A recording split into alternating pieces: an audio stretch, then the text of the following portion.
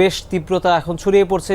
রাতের যে অন্ধকার, যেহেতু সন্ধ্যার অন্ধকার, তাতে অনেকটা বোঝাও যাচ্ছে এখন স্পষ্ট করে। আরও কোনো ফায়ার সার্ভিসের কোনো কর্মকর্তা বা কারোর সাথে আপনার কথা হয়েছে কিনা? তাদের আসলে পরবর্তী পদক্ষেপ কী হবে? আগুন তো আসলে নিয়ন্ত্রণে পুরোপুরি আনা যাচ্ছে না, আর কি উদ্যোগ আসবে? কর্তৃপক্ষের কারোর সাথে আপনাদের কথা হয়েছে কিনা? এই দুর্যোগ, আগুনের যে তীব্রতা সেটি কিন্তু ক্রমেই বাড়ছে। আমরা দেখাচ্ছিলাম এর আগের ঘন্টা সংবাদেও যে আগুনের যে মূল যে স্পট, যেখান থেকে আসলে আগুনের সূত্রপাত, সেই দিকে যদিও আগুন এই মুহূর্তে কিছুটা নিয়ন্ত্রণে এসেছে এবং বিকেল থেকেও ফায়ার সার্ভিস সহ বাকি যে সকল কর্মীরা এই আগুন নিয়ন্ত্রণের কাজে ছিলেন, তারা যেমনটা আশঙ্কা করছিলেন যে আগুন কিন্তু বাইরের দিকে ছড়িয়ে যেতে পারে, সেই আশঙ্কায় আসলে শেষ পর্যন্ত কিন্তু সত্যি হলো। এবং এখন পর্যন্ত যে পরিস্থিতি দেখা যাচ্ছে যে এই ৮ নং গেটের পাশের যে ভবনটি, দোতলা ভবন, সেই ভবনটিতে মূলত বিভিন্ন ইম্পোর্ট এক্সপোর্টের যেই মালামালগুলো রাখা ছিল, সেইখানে কিন্তু এখন আগুন দাউ দাউ করে জ্বলছে। অর্থাৎ মূল যে স্পট থেকে কিন্তু আগুনটি ক্রমেই ছড়িয়ে পড়েছে বলা যায়। যেমনটি আমরা বলছিলাম এর আগের ঘন্টা সংবাদেও যে নানান রকমের কেমিক্যাল সহ দাহ্য পদার্থ, অর্থাৎ বিদেশে রপ্তানির জন্য, আমদানির জন্য সকল পণ্য কিন্তু আসলে এই দুটি কারখানার এই বিল্ডিংগুলোতে আসলে মজুত করা হয় এবং এই মজুত করার ফলেই কিন্তু এখানে আসলে ব্যবসায়ীরা সহ সকলে কিন্তু আশঙ্কা করছেন যে কয়েকশো কোটি টাকার আসলে মালামাল এখানে ক্ষতিগ্রস্ত হয়েছে। পাশাপাশি দুপুরের পর থেকে আমরা জানাচ্ছিলাম যে ফায়ার সার্ভিসের বেশ কয়েকটি ইউনিট কিন্তু ইতিমধ্যেই যোগ দিয়েছে। শেষ খবর পাওয়া পর্যন্ত আমার কাছে যে তথ্য আছে তাতে এখন পর্যন্ত যেটি নিশ্চিত হয়েছে যে ফায়ার সার্ভিসের 37টি ইউনিট ইতিমধ্যে এই ফায়ার নির্বাপনের কাজে, আগুন নির্বাপনের কাজে কিন্তু তারা যোগ দিয়েছেন। কিন্তু তারপরেও এখনও কোনো আশার সংবাদ নেই। এখন পর্যন্ত আমরা যেটি দেখতে পাচ্ছি যে এই দোতলা ভবন, যেটিতে আসলে আশঙ্কা করা হয়েছিল আগুন ছড়িয়ে পড়ার, ঠিক কিন্তু তাই হয়েছে। আগুনটি সেই দোতলা ভবন অর্থাৎ ৮ নং গেটের ভিআইপি গেটের ঠিক পাশ দিয়ে কিন্তু এই যে ভবনটি, সেখানে কিন্তু আগুন ছড়িয়ে পড়েছে এবং বাইরে থেকে ভেতর থেকে দুই জায়গা থেকে আসলে প্রাণপণ প্রচেষ্টা চালানো হচ্ছে। ফায়ার সার্ভিস সহ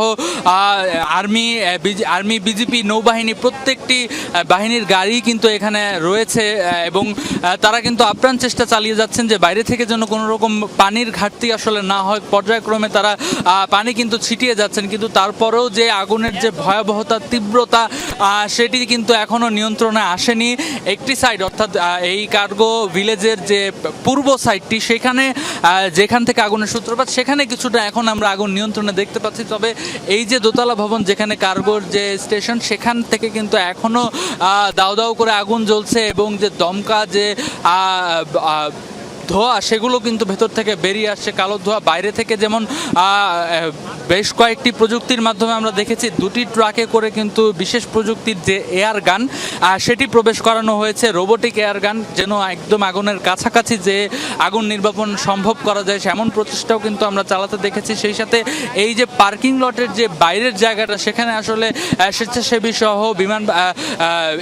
নৌবাহিনী, সেনাবাহিনী, প্রত্যেকটি কর্মীরাই কিন্তু আসলে অক্লান্ত পরিশ্রম করছেন যেন কোনো হতাহতের ঘটনা এড়িয়ে চলা যায়। সাধারণ মানুষ যারা আসলে ভেতরে প্রবেশ করেছেন, উৎসুক জনতা, তাদেরকে সরিয়ে দেওয়ার জন্য প্রচেষ্টা চালাচ্ছেন, কিন্তু পাশাপাশি আগুন নিয়ন্ত্রণেরও চেষ্টা কিন্তু তারা ক্রমেই চালিয়ে যাচ্ছেন। আমরা দেখতে পাচ্ছি যে গলিত যে সকল যে স্টিলের যে জানালার যে গ্রিলগুলো, সেগুলো কিন্তু আগুনের যে তাপে সেগুলো গলে গলে পড়ছে এবং সেই গ্রিলগুলো ভেঙে ভেতরে পানি দেওয়ার কিন্তু প্রচেষ্টা তারা চালিয়ে যাচ্ছেন। কিন্তু তারপরেও এই যে বাইরের যে আগুন, সেটি কিন্তু এখনো নিয়ন্ত্রণে আনা যায়নি। ঘণ্টাখানিকের মধ্যেও যদি এই আগুন নিয়ন্ত্রণে আনা না যায়, তাহলে কিন্তু আরো বড় ধরনের আরো কয়েকটি বিল্ডিংয়েও আগুন ছড়িয়ে পড়ার শঙ্কা থেকে কিন্তু আশপাশের যতগুলো ভবনে কর্মরত ছিল কর্মকর্তারা, এবং সেগুলোর জানালাগুলো খুলে দেওয়া হয়েছে যেন আগুন যদি কোনো কারণে সেই ভবনগুলোতেও ছড়িয়ে পড়ে, তাহলে যেন আসলে খুব দ্রুতই সেগুলো থেকে আগুন নেভানো সম্ভব হয়। যেমন এই বিল্ডিংটিতে কিন্তু প্রত্যেকটিতেই আসলে শীতাতপ নিয়ন্ত্রিত বিল্ডিং, যেহেতু এই জায়গায় আসলে ইম্পোর্ট এক্সপোর্টের যে মালামালগুলো সেগুলো স্টোর করা ছিল, যার কারণে কিন্তু এখানে প্রত্যেকটি রুমেই আসলে এসি ছিল। সেই এসিগুলো কিন্তু কিছুক্ষণ পরপরই বিস্ফোরণ হচ্ছে এবং বিস্ফোরণের কারণে আগুনগুলো আসলে আরো দ্রুত ছড়িয়ে পড়ছে। এটি কিন্তু আসলে একটা বড় শঙ্কার বিষয় যে এয়ার কন্ডিশনারগুলো আছে, সেখানে আগুন যদি লেগে যায়, সেই ক্ষেত্রে কিন্তু দুর্ঘটনার ব্যাপ্তি আরো বাড়তে পারে।